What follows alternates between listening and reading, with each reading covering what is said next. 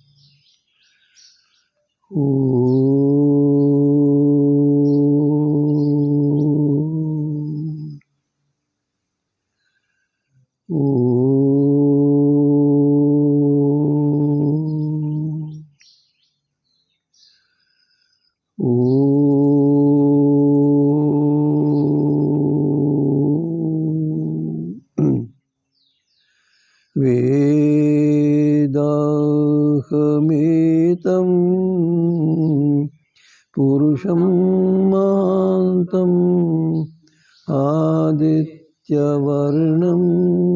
तमसा परस्तात् तमेव विदित्वा मृत्युमेति नान्यः पन्था विद्यते जनाय। ओम शांति शांति शांति। मान्य विद्वजन, प्रिय बंधुओं, हम सब परमेश्वर की कृपा से आज संध्या यज्ञ करके सत्संग करने जा रहे हैं। आज का दिन गुरुकुल के एक ऐतिहासिक दिन है। आज के दिन 45 वर्ष पहले वड्डूर प्रांगण में, वड्डूर की भूमि में एक पुराने टूटे फूटे भवन में कुछ सुधार करके गुरुकुल का प्रारंभ करने के लिए प्रयत्न किया गया। इससे पहले मैं प्रचार के लिए कई दिनों तक चला गया था, तो इस कारण से लगभग उपस्थिति 600-700 लेकर एक साथ तक रही होगी। 4 नए ब्रह्मचारी थे। ये जो हुआ, श्री स्वामी सत्यपति जी के हाथों से गुरुकुल का प्रारंभोत्सव हुआ। एक विचित्र था, वातावरण विचित्र था, विचार विचित्र थे। गुरुकुल क्या होता है, क्या होता है गुरुकुल, क्या होता है, क्या होगा, तो पता नहीं क्या हुआ। बहुत दूर दूर से लोग आए वहां पर, तो संपन्न हुआ। सुबह मैंने कहा था, इस गुरुकुल में 15 वर्ष पढ़ाकर 10 विद्वानों को मैं तैयार करना चाहता हूँ। यदि उनमें 2 व्यक्ति भी विद्वान बने तो गुरुकुल की सफलता है। एक विद्वान बना तो भी ठीक ही है, एक बीज गया तो एक वृक्ष हुआ। तो मेरा ऐसा अनुभव है कि जैसा एक व्यक्ति बहुत महान बड़े लक्ष्य को लेकर चल पड़ता है, उसको बहुत सारे साधन नहीं मिलते। इतिहास में सभी महान पुरुषों के विषय में यही उदाहरण घट जाता है। तो चल पड़ा, उसके पश्चात पठन पाठन चल पड़ा।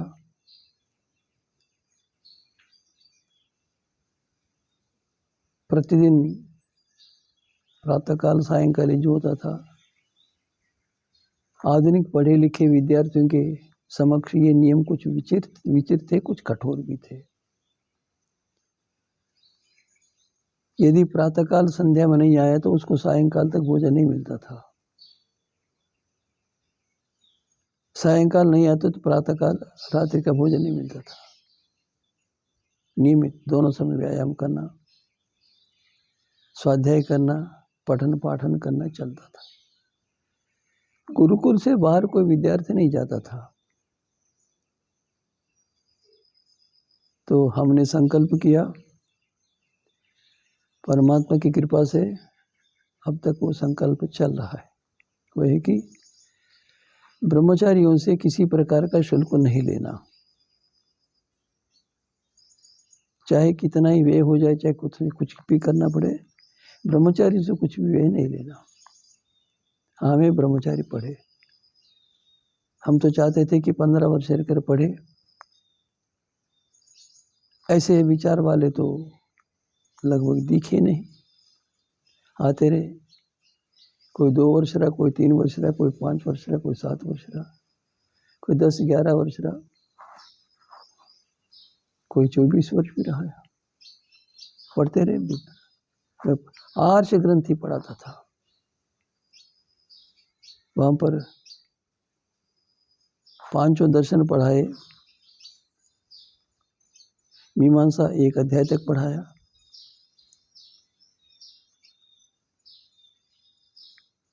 विशेष करके वहां पर नियमित आर्ष ग्रंथों का अध्ययन होता था। प्रति रविवार को मैं सत्संग करने के लिए कामरेड्डी जाता था।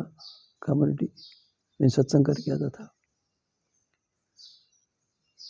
तो शिक्षा, कल्प, व्याकरण, निरुक्त, छंद, किंतु ज्योतिष पढ़ने के लिए कोई व्यक्ति आया नहीं। जो भी आया तो वो नाम मात्र को, अर्थात ज्योतिष के लिए जो श्रम करना पड़ता है गणित के विषय में, नहीं हुआ। और मैं अपना अध्ययन भी करता था, प्रचार भी करता था। और उसके पश्चात एक नई बात चल पड़ी। गुरुकुल के खुलने के लगभग 1.5 वर्ष के पश्चात श्री स्वामी सत्यपति जी के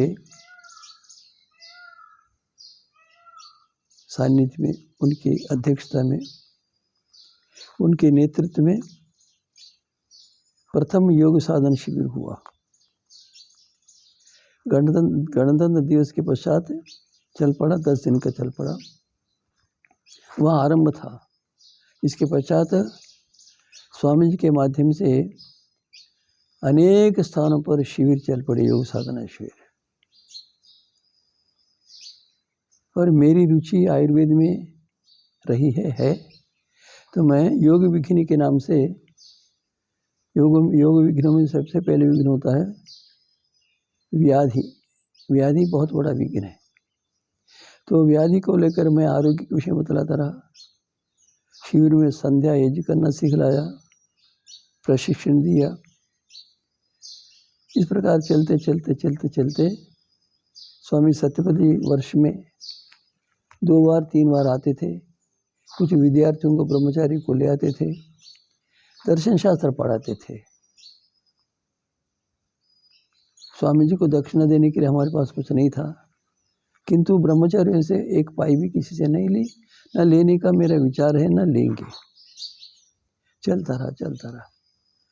स्वामी जी का ये बहुत बड़ा केंद्र था। इसी को केंद्र बनाकर स्वामी जी आते थे। ये पहला गुरुकुल था।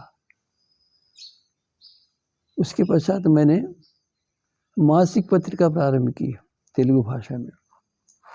लेख ऊंचे स्तर के होते थे। कई लोगों ने कहा कि स्वामी जी, आजकल दैनिक पत्रिका की भाषा पढ़ने वाले, समझने वाले इतने आप उच्च कोटि की भाषा में लिखते हैं, कैसे समझ आएगा?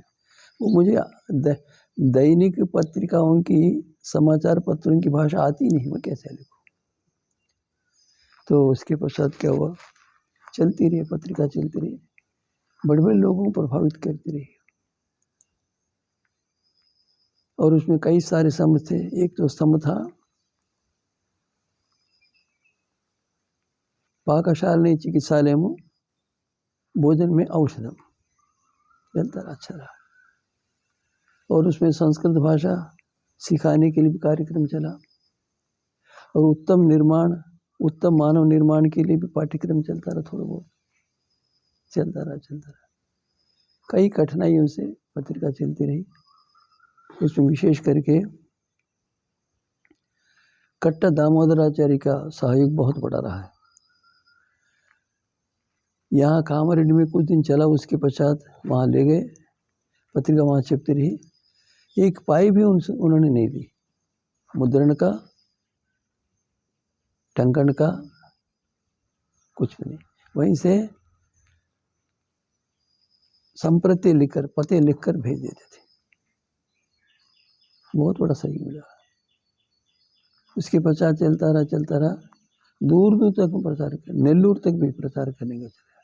श्रीगुप्पा सिंधनूर चले गए, रायचूर चले गए, कैसा आदिलाबाद चले गए। तो अच्छा प्रचार हुआ।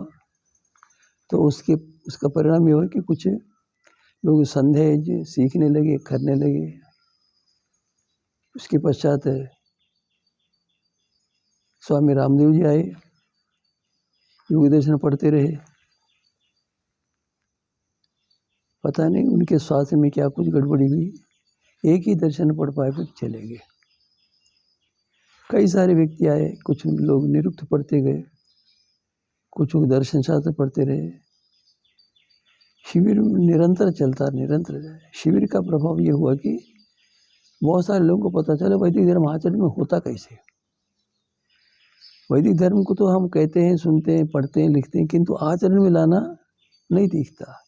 तो जीवन में आचरण में वैदिक धर्म को कैसे लाया जाता है, ये शिविरों के माध्यम से लोगों को पता चला। शिविर में जो भी आए प्रभावित हुए। इसके पश्चात हम फिर कुछ लिखने लगे। मैंने कुछ तेलुगु में कुछ पुस्तकें लिखी। चलता चला। मनसी भी अपना कार्य व्यर्थ करके वहीं रहने लगे। लोग आते थे, रहते थे। उसके पश्चात मैंने कुछ लिखने का विचार किया, थोड़ा लिखने का विचार किया। प्रचार करना, पढ़ाना, कामारेड्डी में 3 मास तक, 2 मास तक, 1 मास तक सत्संग करना, निरंतर जाना आना, पैदल जाना आना, अच्छा श्रम करना पड़ा। उसका परिणाम भी अच्छा हुआ। चलते एक घटना ऐसी हुई। मैं ऋषि उद्यान जाया करता था कभी कभी।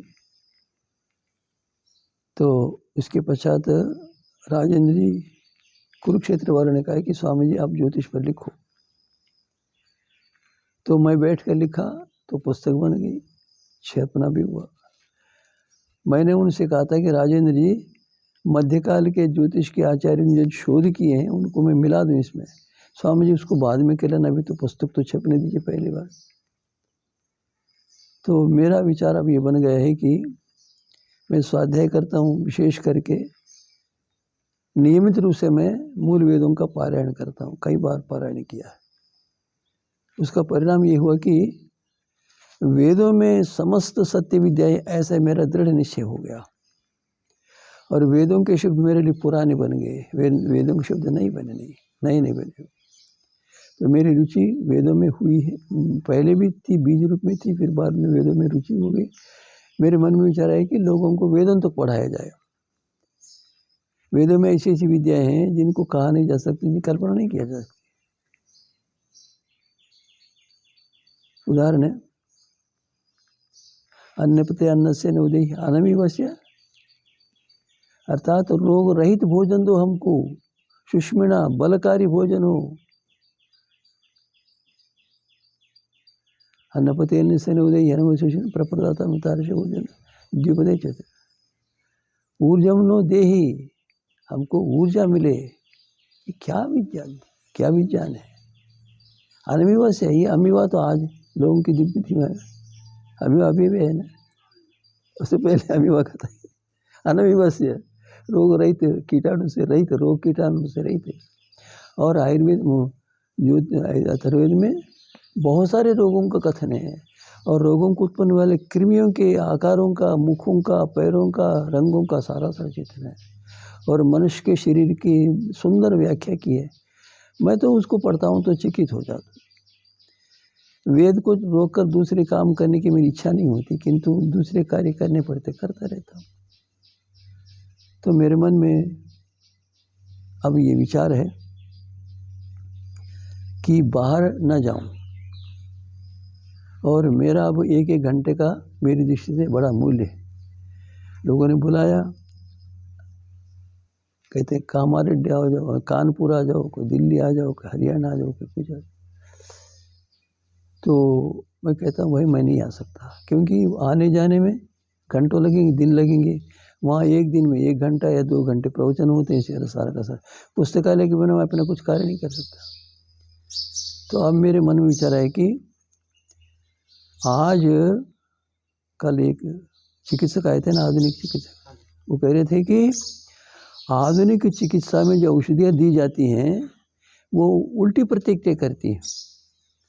उन औषधियों का जो उन्होंने शोध किया था उनको पता था कि इससे प्रतिक्रिया उल्टी होती है।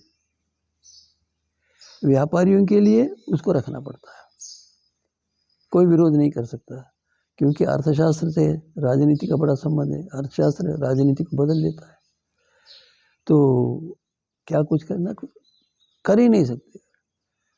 ऐसा अत्याचार चल रहा है इन धनवानों के कारण से, कह नहीं सकते। आज हमारे देश में ऐसी आपदा चली है कि वैदिक संस्कृति की हानि समूल होने की प्रक्रिया चल पड़ी। आज हमारा विद्या विभाग परिवर्तित हो गया। प्राचीन काल में 8 साल तक घर में रहते थे विद्यार्थी।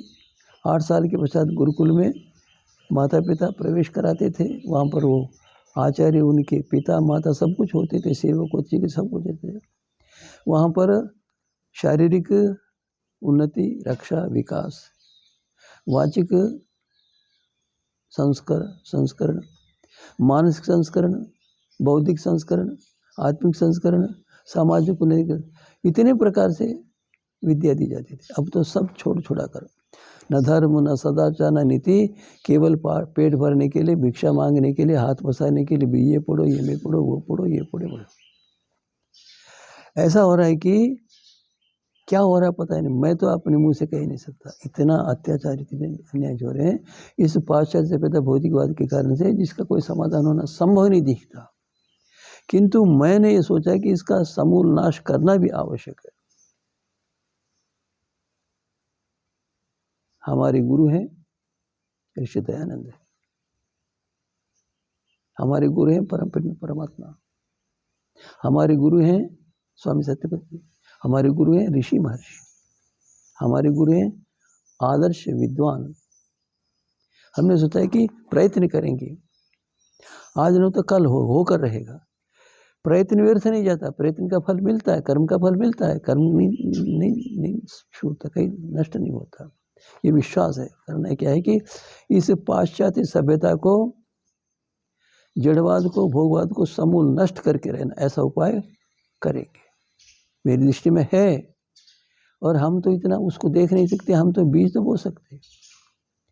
तो इस दृष्टि से लेकर मैंने इस विचार किया है कि दिव्य मानव निर्माण करने की विद्या लिखे और बहुत सारे टंकन करने वालों की असुविधा के कारण से बहुत समय हो गया, अब तो कर रहे हैं थोड़ा बहुत।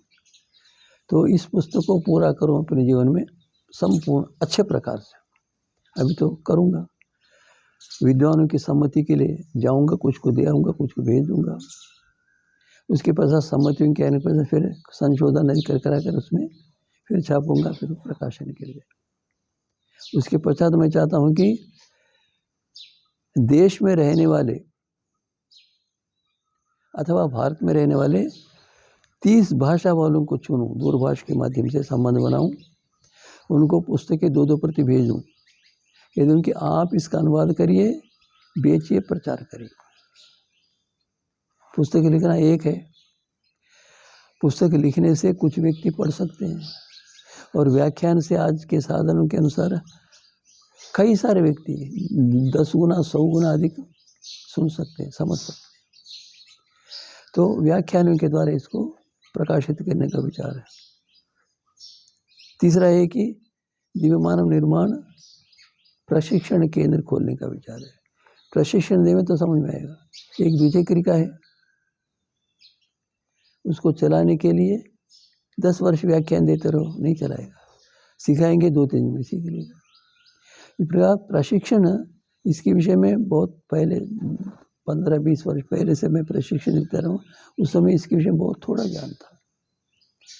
तो यहाँ देंगे 1-2-3 वर्ष देते रहेंगे, कई सारे व्यक्ति आएंगे, अधिक से अधिक सुनने वाले वो प्रशिक्षण देने में सफल हो जाएंगे। जब तक प्रशिक्षण देने वाले नहीं होंगे तब तक ये कार्य सफल नहीं हो सकता। सिद्धांत व्याख्यान को सुनकर नहीं बनता, करना पड़ेगा। ये मेरा ऐसा विचार है, मेरे जीवन का एक प्रधान कार्य है। उत्कृष्ट मानवों के निर्माण करने के लिए जब हमने बीज डाल दिया तो वो सफल होकर रहेगा। इसमें संशोधन कभी करना आवश्यक तो कोई कर लेगा तो कर भी लेगा। किंतु मनुष्यों को भवन बनाने की विद्या आ गई है, वाहन बनाने की विद्या आ गई है, आभूषण बनाने की विद्या आ गई है, बालों को बनाने की विद्या आ गई है और कई प्रकार की विद्या है। किंतु इनमें रहने वाले, इनके उपयोग करने वाले मनुष्य के निर्माण करने की विद्या समाप्त हो गई, है ही नहीं। उस विषय की कोई कल्पना नहीं है।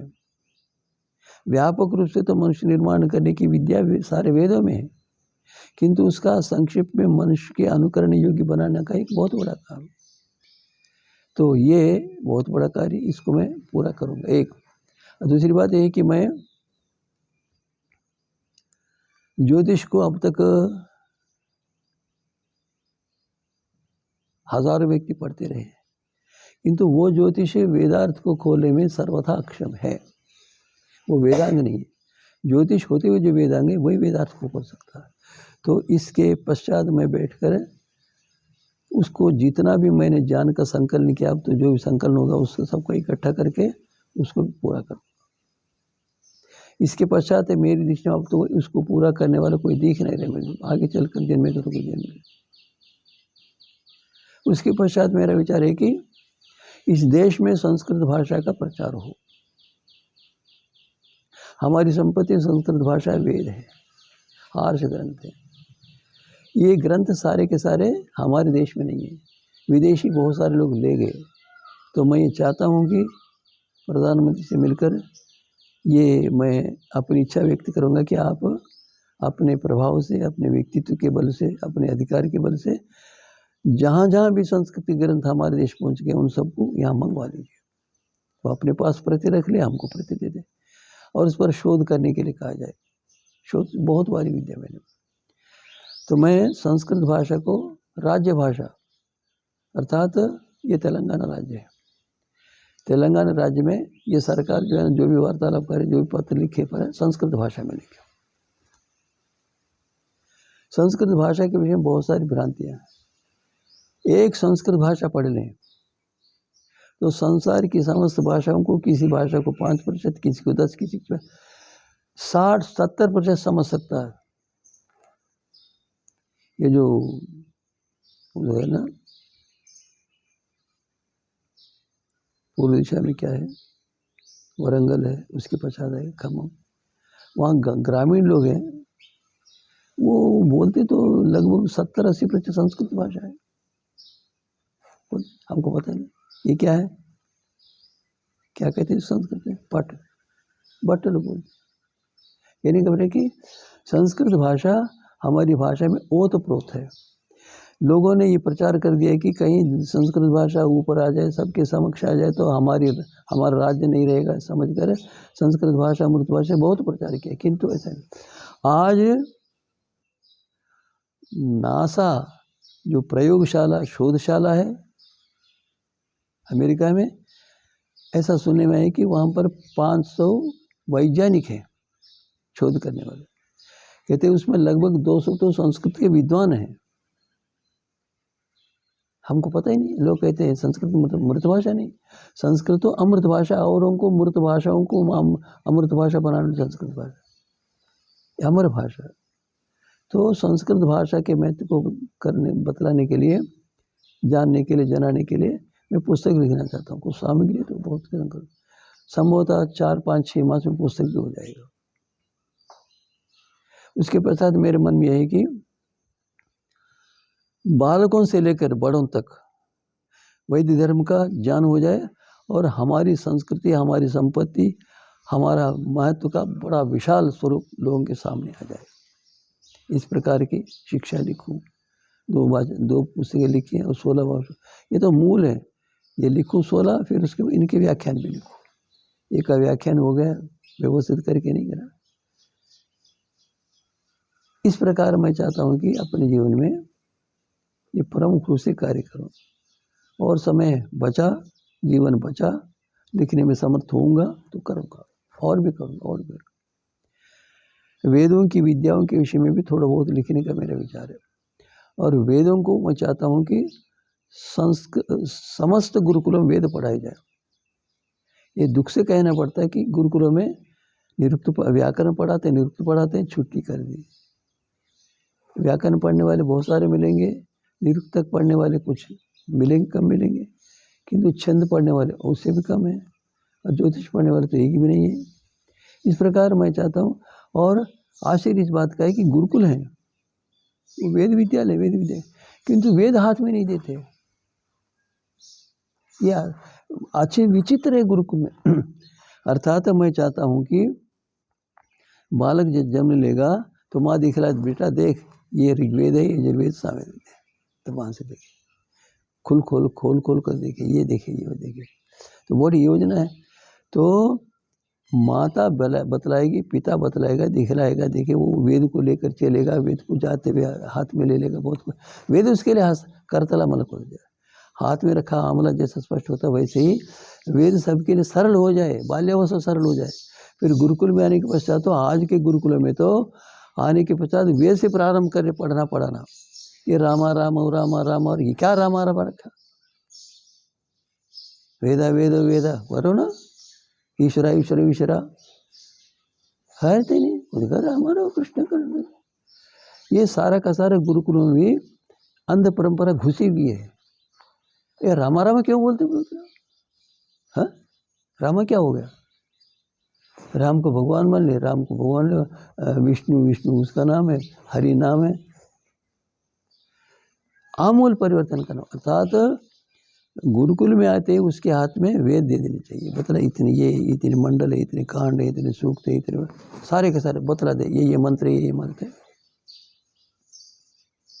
ये हमारे लक्ष्मण जी आए हैं, बहुत पढ़े लिखे।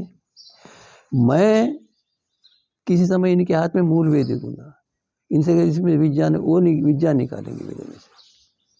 सुन रहे हैं आपके हाथ से विज्ञान निकलवाऊंगा मैंने किया ऐसा। तो हम वेद को गुरुकुलों में एक अत्यंत व्यावहारिक रूप में आ जाए, और उसमें विद्यमान विद्याओं को अष्टाध्यायी पढ़ने से पहले सिखला दे, दिखला दे, पढ़ा दे, सिखा दे, तो वेदमय हो जाए, तो जीवन सफल हो जाएगा।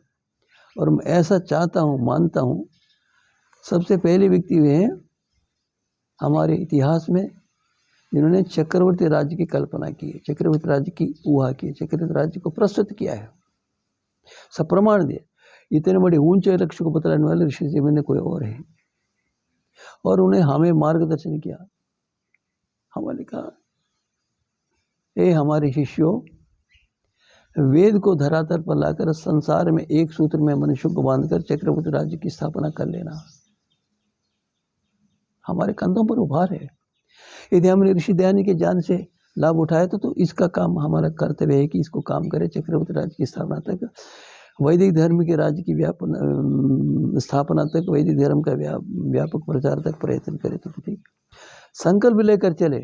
हम तो जानते हैं कि कबूतर ने जाल को उठाकर उसके व्याध के संकल्प को समाप्त कर दिया, लक्ष्य को पूरा किया। इसी प्रकार हम प्रयत्न करें तो हो जाएगा। प्रेरणा देने वाले चाहिए, प्रेरणा देने वाले तो करने वाले होते हैं। तो मैं सोचता हूँ कि गुरुकुलों में कम से कम आर्ष गुरुकुलों में वेदों का व्यावहारिक प्रयोग हो, अध्ययन हो, अध्यापन हो, पढ़ना हो, पढ़ाना हो, शोध करना हो, चले तो देश का कल्याण हो जाएगा।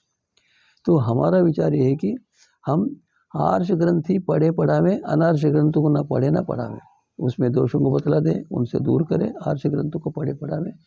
परिणाम क्या होगा? निश्चित रूप से स्वर्ग आ जाएगा।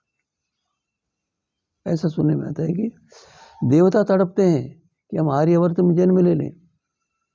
यदि आज कोई आर्यावर्त में जन्म ले तो सोचेगा ये परमात्मा इस देश में जन्म न ले, ऐसी स्थिति होगी। इस देश के महत्व को लोगों ने समझा नहीं। संसार में आज भी समस्त विषयों में आर्यावर्ती आगे है, आर्यावर्त भी आगे रहेगा बहुत वर्षों तक, कब तक कोई नहीं सकता। इसका कारण है मूल वेद है, ऋषियों की विद्या विज्ञान। ऋषियों के विद्या विज्ञान को जानने के लिए, जनाने के लिए हजारों विद्वानों ने त्याग किया, तपस्या की। आज भी वो विद्या समाप्त नहीं, आज भी वो मूल समाप्त नहीं। हम प्रेरणा देंगे तो बनाने वाले। 50 वर्ष पहले